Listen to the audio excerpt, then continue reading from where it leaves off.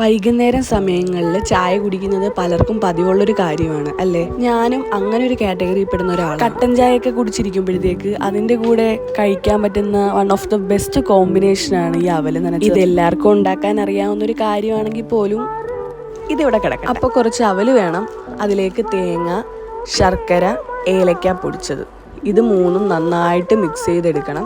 ഈ സ്പൂണൊന്നും നമുക്ക് സെറ്റാവില്ല, അതുകൊണ്ട് കൈകൊണ്ട് തന്നെ കുഴച്ചെടുക്കുന്നതാണ് നല്ലത്. ഈ അവലിലേക്ക് കുറച്ച് പാല് കൂടെ ഒഴിച്ച് മിക്സ് ചെയ്യുകയാണെന്നുണ്ടെങ്കിൽ അവൽ നല്ല സോഫ്റ്റ് ആവും. അവൽ നനച്ചതിൻ്റെ കൂടെ പഴവും കൂടിയിട്ട് മിക്സ് ചെയ്ത് കഴിക്കുന്നത് ഒരു ബെസ്റ്റ് കോമ്പിനേഷൻ. അപ്പോൾ കട്ടൻ ചായ റെഡി ആയിട്ടുണ്ട്.